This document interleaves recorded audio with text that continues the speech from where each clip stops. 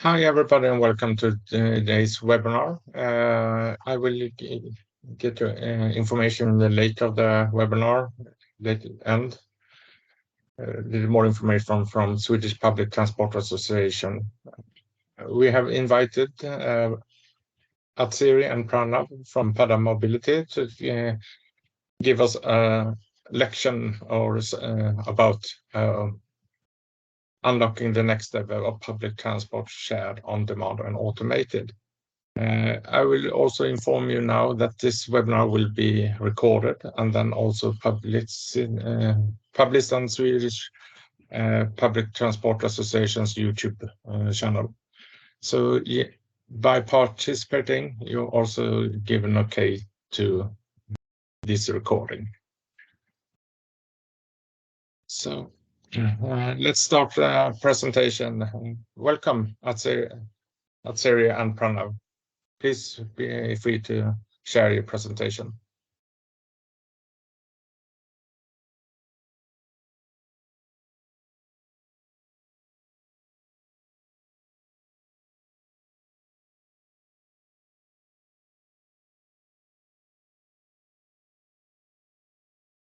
Yeah, we're just going to share it. Just one moment, sorry. It was a little issue with the... Yeah. That's it. I can also say that the participants can, in the chat, writing questions or comments, if we will take care of them in the later of the webinar. Okay, great. Perfect. So we can start the webinar, and thanks, Jonas, for the introduction. I'll let you introduce yourself. So nice to meet you all. My name is Atsiri Sanchez. I work at Padam Mobility as a consultant in autonomous vehicles. So my role is basically to help public authorities and operators to deploy their own solution of DRT using autonomous fleets. And my name is Pranav. I work as a business development manager. So my role is slightly different to that of Atsiri. I work in our classic DRT component, but together we try to see how on-demand transport software and autonomous vehicles can work together. And today we're here as representing Padam Mobility, like we said. Just a quick introduction on who we are, so you know our background and why we are doing this presentation. We're a Siemens company. So being part of Siemens, we are of a global presence. Padam itself is present across 140 territories, mainly focused in Northern America, Europe, and North Africa. And when it comes to autonomous vehicles, we are officially partners of the Ultimo program, which is an EU co-funded program alongside the Swiss government. So we're working with some important players in the autonomous vehicle market, like Ruter, the PTA in Norway, as well as Deutsche Bahn from Germany. And together we have deployed, I would say, 2 projects so far. And what we want to do today is express to you all our learnings from what we got from these AV programs. And even before this, we were part of another EU program called Avenue Project. So we have collectively 3 or 4 deployments which we have done. So we have good learnings that we want to share today on how autonomous vehicle and DRT works together. So the idea for today is, like you saw the title, but what we want to do is run you through a little story. We want to first start with some global challenges. And the reason we're showing this to you is because with our learnings, we have kind of understood that these 3 main challenges can be answered with autonomous vehicles and on-demand transportation. So just a quick snippet. When we speak about emission reductions, we are mainly speaking about curbing CO2 emissions and other harmful gases in the atmosphere with transportation. When we speak about sustainable mobility, we are speaking about pushing electric, shared, and eventually autonomous forms of mobility so that we can have a cleaner form of transportation, public transportation. And lastly, accessibility is, well, I guess it's pretty obvious. It's more on how we can give access of public transport to everyone. So again, like I said, the idea at the end of the presentation is for you to see, or you to get an idea on how these 3 challenges can be answered with what we're going to present to you today. And the agenda, very quickly, we will start with some use cases on on-demand transport and autonomous vehicles. Then we want to show you some impacts. Impacts when it comes to coverage, impacts when it comes to operations, impacts when it also comes to jobs with respect to autonomous vehicles and on-demand transport. Just for you all to know, AVDRT is the acronym which we normally use in the industry for autonomous vehicles and demand responsive transport or on-demand transport. And lastly, we also want to show you how you as a transport authority or an operator or a municipality would like to design the service and what is a starter kit that you need from on your side. So Pranav already mentioned you some of the challenges that we can face. And the next logical question will be, what are the solutions proposed for all these challenges? So the first thing that we need to understand is that the public transport today is evolving and is trying to adapt to these new trends that are appearing every single day. So the experts predict that in the future we rely on three different pillars. The first one is going to be the shared mobility. The way that we are going to transport our clients, it will be in potentially a on-demand share way, just because we need to really be a competitor of the private vehicle. Then the second trend that is going to appear in the future, and it's actually happening today, is the electrification of all our fleets. So we are seeing most of the public transport authorities and even the operators moving through the electric fleets. And the third pillar that is going to happen in the future of the mobility is the way that we are going to drive these electric fleets, which can be in a manual or, in this specific case, in an autonomous driving way. So all these three elements together, the on-demand shared transport with electric vehicles fleets and in an autonomous driving way, is what we call the AVDRT. So thank you, Ajay. Yeah. So we saw how the introduction of AVDRT looks like. And I think what's interesting to see is the different use cases. Don't worry, I'm not going to run you through multiple examples. I just wanted to show you different scenarios where on-demand transport can be used first. So you can have a regional use case where you have an on-demand transport across the entire region. You could also have it for corporate use cases, for employee transport, for staff transport, and also accessible for guests, for example, when you have a corporate or an office which is quite far away from the nearest public transport. You could also have it for municipalities, for peri-urban, rural areas, where you see that maybe on-demand transport could be a benefactor for moving towards the sustainable mobility goal. And lastly, you could also use it as a night bus.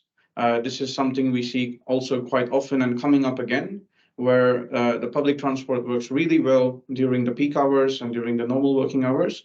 But then you need a different form of transportation for the night shift or for night travel. We also see other cases, first and last mile, very common, paratransit, which is for transportation for disabled, old people, and certain user groups. And something that we see coming up very recently is on-demand transport for airports, a bit like the corporate use case, but slightly different because airports have different varying service designs and timings that you need to keep in mind. So Pranav already introduced you of the different use cases that can be used in the case of the DRT. In the case of the autonomous vehicles, we can use exactly the same use cases, and as the goal of this presentation is talking about unlocking. So one thing that the AV provides as unlock for the DRT specificities is that we have new use cases that appears, which can be the case of campus areas or also transportation for the tourists.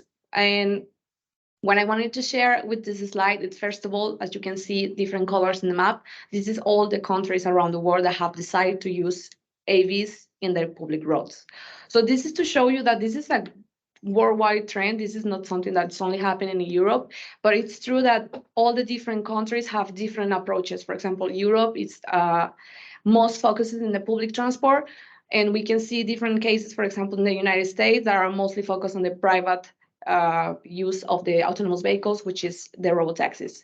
So another important thing about these specificities of the autonomous vehicles is that we have a lot of different variables that appears in the equation.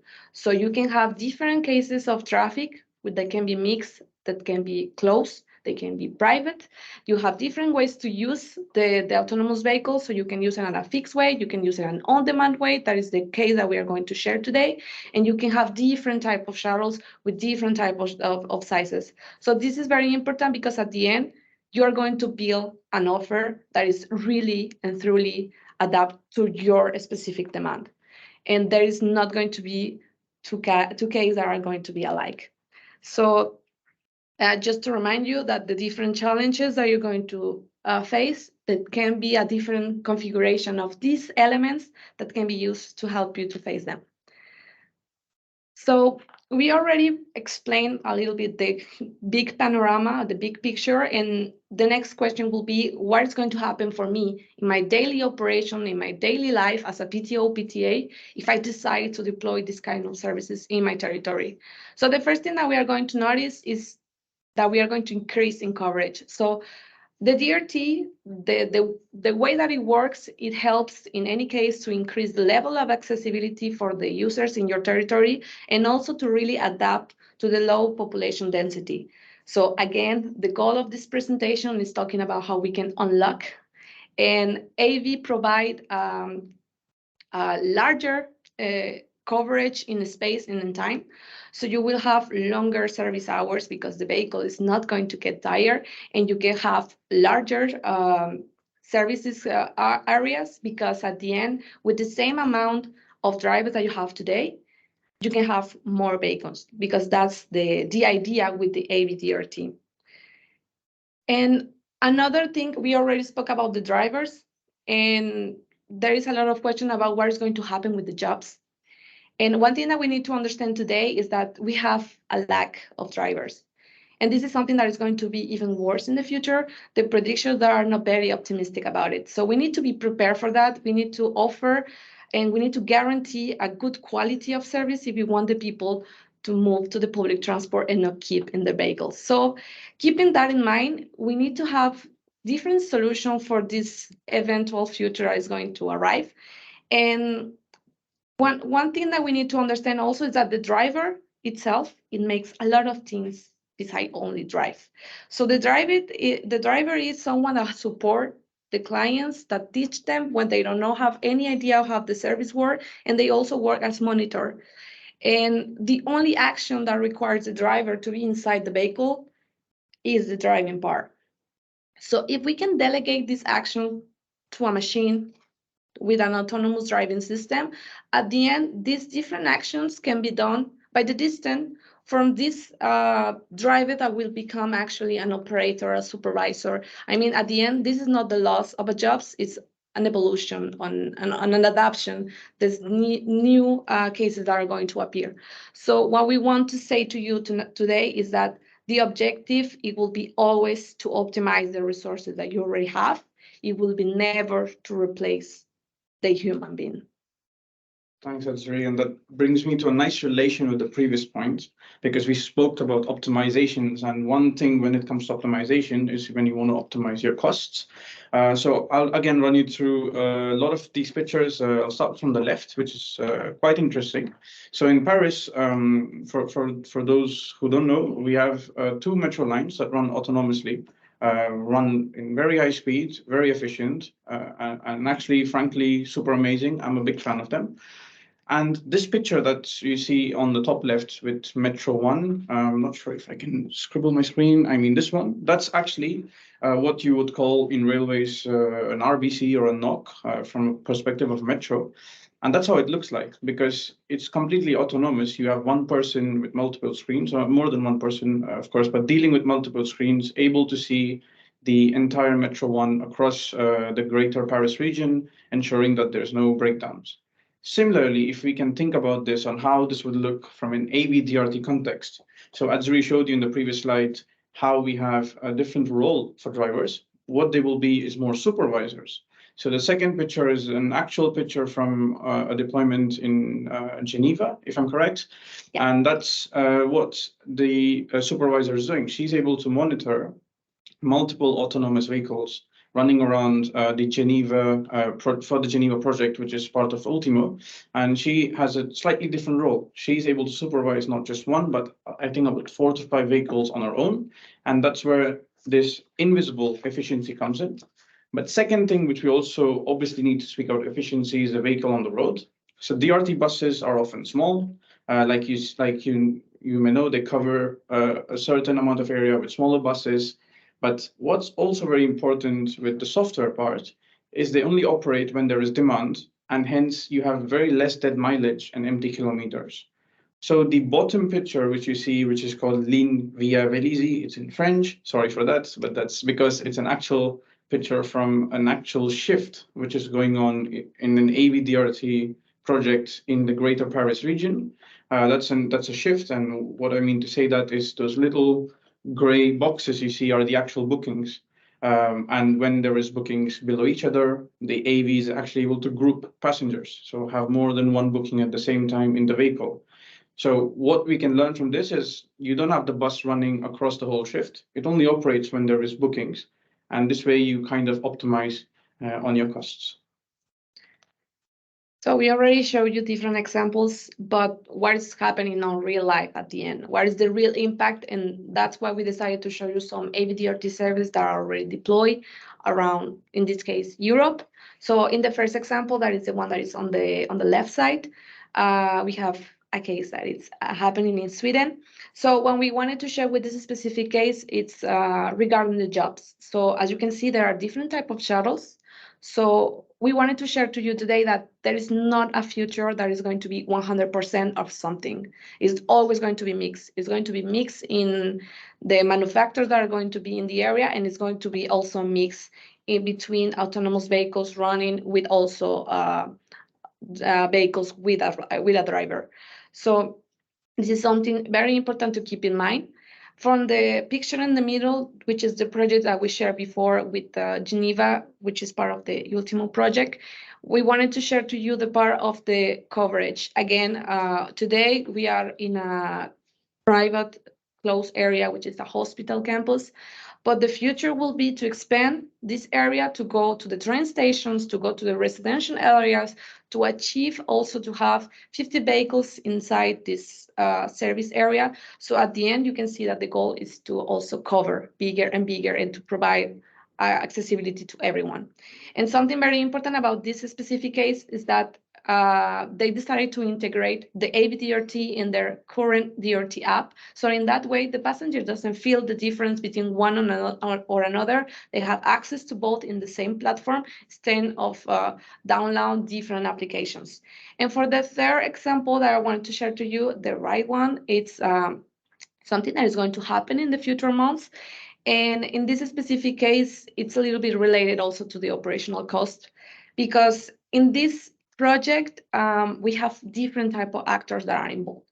So it is really very heterogeneous. We have operators, we have public authorities, we have project managers, we have the manufacturers of the vehicle, the technological partners, et cetera, et cetera, et cetera. So it's really, really big, the number of stakeholders that are inside just a single project.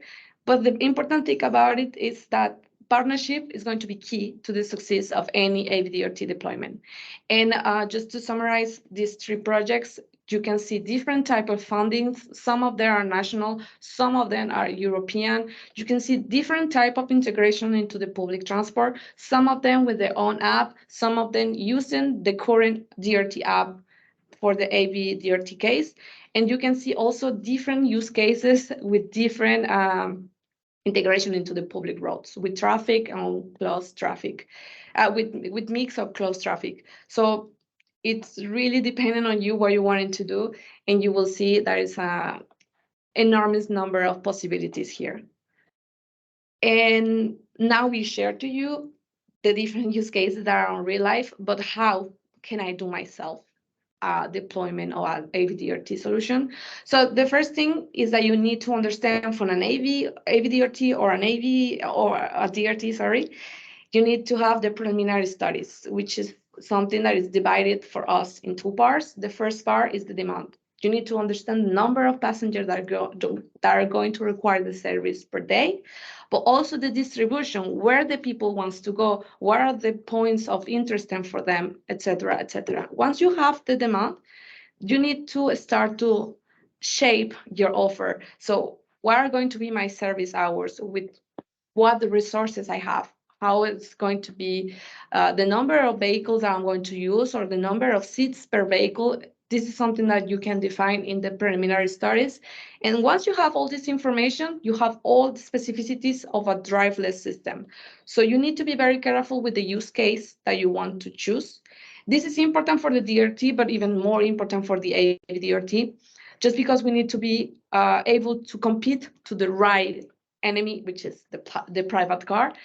Once you have the use case, you need to understand what are the characteristics of your own territory, because again, there is no territory that are alike. So you need to see what your territory is capable of, because at the end, technology today has some limits, which can be the case also for the weather. So it's something that you need to keep in mind. And once you have the territorial characteristics, you can start to choose who is going to be your technological partners for the vehicle, for the DRT software, etc., etc. All these components together, it is just time to go ask for the permissions to the authorities. Thank you. And just the last slide. One thing that we have learned across our DRT or AV-DRT deployments is something that we got feedback from clients to initially during the start of the company is, what can I do to make it better once it's launched? So you have your starter kit, you have launched it well, you have done your studies, everything is going good. But often comes the question for PTAs, operators, municipalities, what can I do better? How do I optimize it better? What happens when I expand my service into new areas? How is it going to impact me? So that's something that everyone needs to keep in mind, be it DRT KPIs or AV-DRT KPIs. So I just gave some examples. There are often more than 40 KPIs for on-demand transport in general, but what we feel something interesting to start with, or three important ones, is firstly, how is your DRT operation operating? So these are actual graphs from a client. It's obviously masked, but it's to just give an example. So what's the first graph telling you is what's the loaded time of my DRT bus? So what this means is that for how long is my bus with a booking, so somebody in the bus? What's the empty time? So this is basically when it's going to pick up a booking, and what's the time it's spending in parking. So this is just an example, but you can already see that if there is a slight difference in the graph colors, so if the bus is spending more time in parking or has more empty time, there are certain tweaks you can do, and that's something that you need to have a constant track on to ensure that the service does not deteriorate after you launch. A second important aspect we feel is important is attractivity and acceptance. On-demand transport, and of course, AV-DRT is something very new. In the end, you need to ensure as an authority and an operator that is my end user comfortable using something like this? Do they know what they're using? And that's something that is very key for any launch. And lastly, you need to ensure that, or you need to try to have a very good pooling rate, because when you have an on-demand transport, at the core, it's public transport. You do not want a public transport that's running with perhaps just one booking all the time. And you need to try to ensure your service designs are perfect so that you can have higher pooling rate. So in this example from the client, which is Must, they have 87% pooling rate. What it means is 87% of their bookings has more than at least one person in the bus. And now for AV-DRT. Yeah. So all the different KPIs that are available for the DRT are also available for the AV-DRT, but we have some KPIs that appear. For example, we need to understand if we are really using the autonomous vehicles properly. So for that, we have KPIs showing how many time or how many kilometers I'm doing in a manual control way. They can be inside the vehicle or with the remote control center, or in the opposite side, how much of the time, how many kilometers I am doing in an automatic driving. This is just something that you need to know to see if you are really using the vehicle as supposed to be used. The second KPI, it's related also to the electric fleets. We need to understand the average battery usage rate. This is just a matter of knowing at what times of the day I have to charge my vehicle and how much time is going to take me to charge the vehicle too. So this is something that is going to be applied also for the electric fleets in the future. And at the end, we have, for example, the number of hard braking events. This is something that is really specific for the autonomous vehicles. And this is very, very important even for the public authorities, because at the end, we are going to be able to identify dangerous intersections if we see that the vehicle is blocking every single time in a specific point. And this is useful for everyone. It's going to be useful for the pedestrians. It's going to be useful for all the person that use the public road. So this is some examples of the KPIs in general that you can use to measure the performance of your services after launch. And just as a conclusion, we show you at the beginning different challenges, and at the end, all these challenges are actually connected. And once you are start to contribute of one of them, there are going to be impacts on the others. So just 3 main ideas that we want you to share with you today. It's like the first one, identify the specificities and needs of your territory. Again, there are no 2 territories that are alike. So see what is needed in your own context. And after that, start to build an offer that is really customized to your needs. Evaluate all the options that you have. Don't keep in just one idea. Just you have a lot of variables that you can mix together. And at the end, you're going to offer something that is really for your clients.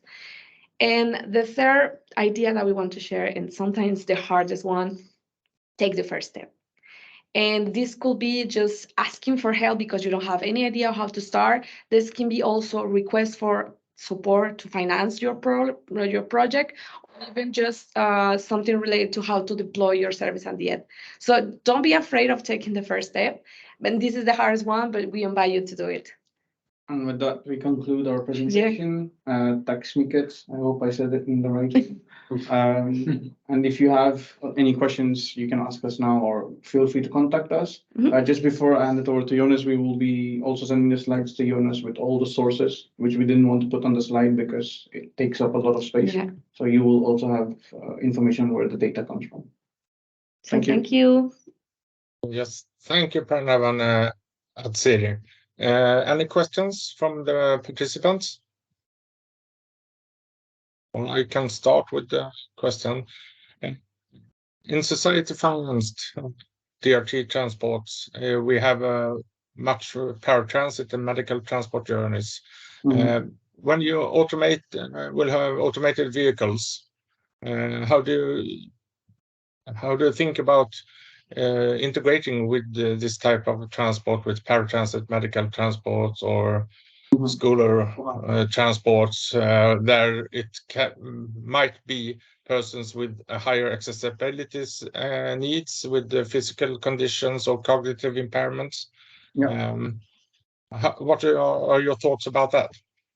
Actually, that's a very interesting question. So just a little background. So you're absolutely right. Autonomous vehicles, at least from my limited knowledge on the industry where we stand, we are mainly right now focusing on automating, when you say user groups which are able to be autonomous on their own to access the bus. But I'm pretty sure when it comes to autonomous vehicles for targeting user groups for paratransit, there will be a solution that will be developed by the industry. The reason I'm saying this is when we think about classic DRT, that's how the story started. Eventually, we started having possibilities for people who are disabled to call into a call center to make bookings, or even have a caregiver with them when it comes to accessing the bus because they're on a wheelchair and they can't really get up and go into the bus by themselves. So autonomous vehicles and DRT, for the moment from our side, it's a work in progress when it comes to targeting this user group. But we don't have any experience with AV DRT when it comes to paratransit at this moment. If I can add something, there are different authorities that are already working on that subject, which is the case, for example, of the United States, that decided to implement a service with autonomous vehicles for paratransit. And something that we noticed, maybe it's a solution in short term. We don't know for sure what is going to happen in the medium and long term. But for today, they noticed that there's still need to have someone on board. This is not someone that is going to be driving the vehicle, but it's going to be called like a safe driver or a safety operator. There is someone that is going to be helping these profiles of users. And at the end, we don't need the 100% having someone on board, but maybe having 2, 3 vehicles having always someone to help in case of need. So at the end, and as I say in the presentation, we don't have to see the future at 100% of something. There is not 100% of something in the future. It will be always mixed. So one case will be having autonomous vehicles without drivers for certain specific use cases, and then having still a safety operator inside the vehicle for another use cases, even if it's in the same area. Thank you. Yeah, we see also that it is necessary to have some person aboard in the vehicle, but they are not necessary to have been with the taxi driver education. It's more the customer relationship. Yeah. It's more important in that case, and also with perhaps medical education also. Thank you. We have a question from Jesper Runfors. Please be free to ask. Hi, thank you for a great presentation. I was wondering somewhat similar, but in regards of goods, do you have any example where you have applications of both public transport and goods? Yeah, this is something that we are trying to achieve also with the Ultimo project. We are mainly focused in the public transport and the passenger transport. That's why we share this knowledge with you today. But we have several partners working also inside the Ultimo project for the logistics part. And the goal, it will be to have a parallel services. When the vehicle is not be used for passenger, it can be used for logistics. So this is something that we are trying to achieve, and we are working for that. The goal is to having some outputs for 2026. That is the end of the project. And even before, if we have some news, we will be happy to share it. Okay, thank you. I see a lot of applications there in our more rural areas. Yeah, of course. Thank you. You're welcome. Thank you, Jesper. Any other questions? Yes, please, Lars Olsson. We don't hear you. The mic seems to be on, but we don't have any audio on you.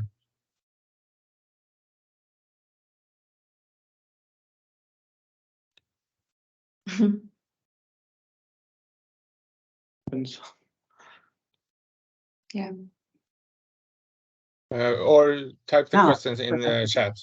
Now it's working, I think so. Now it's working. Yeah. Yeah, now it's Great. Just a short question. You had the premises for introducing these vehicles to society is accessibility, and then you said environmental issues, and you said in the bylines that, well, we want to attract the car users to switch. But yep. So my question is, who do we really attract for this service? Is it the car users, or is it the bikers and the walkers that actually take this service? Do we know this now, or is it still unclear to us? In that limit today, it's about the speed, and that's why sometimes the people believe that this is going to be a completely competitor of the pedestrians and of the bikings, for example. But we need to understand that the technology is also something that has to evolve in the future, and it's going to happen. So we cannot keep with the idea that they are going to keep with these low speeds. They are going to increase the speeds. So in that moment, and keeping in mind also that we are talking about on-demand share public transport with electric fleets, with the autonomous driving way, this is the way that we are going to achieve to move all these users that are today moving with private cars into the public transport. Because at the end, AVDRT is just a complementary part of the public transport. Our goal is not to be a part of the model split by itself. We are inside the public transport. So normally what we do in the AVDRT is to connect to the mass services, for example, the trains, the main access of trips, for example. So the goal at the end, it will be always to compete with the private car, making the people go into the public transport. If I may just add one point, just speaking from on-demand transport perspective. So now when you see the industry in general, I'm not just speaking about us, I'm pretty sure the whole industry, the way it's moving next, or the next steps, is like what Ajri added, is to have this complete solution for the end user. So one end, on-demand transport is public transport, yes, but it also is going to connect to existing fixed lines, existing railway lines, existing tram lines. So in a way, you can see that we are promoting public transport, and it's not going to be a competition for other use cases like cycles or other multimodal sustainable actions, because they will all be in the end different mobility offerings doing the same thing. And the only option that's not included in this is probably private vehicles, which of course the goal is to try to limit the usage. Our goal is to not say don't sell your car and don't use it, but the idea is to say, do you need a car to go to Lidl to do shopping, or can you use your public transport? So that's the ambition that we're coming with for both these goals. I hope we were able to answer the question. Yeah. Thank you. Okay. Yeah, that would be all of the questions we will have time for. So thank you once more, Thierry and Pranav. I will now show some information from Swedish Public Transport Association. Next webinar will be held 23rd of November, and it's Yngve Westerlund who will talk about universal mobility or dynamic integrated traffic. It's based on a report from Trafikverket, and you can scan the QR code here to get a summary of it. You can also Google on the whole report also. If you have any further subjects and persons you want to speak on our webinars, please feel free to mail me the information about them. And I will also make an information about our course about service transports with Paratransit Medical Transport Society Finance DRT Transport. Will be held in week 5 this next year. It's the second time we will perform this course together with K2 and Lunds University Committed Educations. You find more information at Swedish Public Transport Association's website, and you can also links in this. Information will also be in the mail I will send you who have subscribed for the webinar. And we also we have information about our YouTube channel, where you will find this webinar and the other webinars we have published about DRT transport service or transports and other subjects in this. You can scan the QR code. So we have all World's Championship in QR codes today, I believe. And also we have an evaluation form for today's webinar. So please feel free to scan this one, and you will have a few questions, only 2 minutes to answer. And that will be all today. Thank you very much for your presentation, and we get in touch and keep on looking for other webinars. Thank you. Bye-bye. Bye.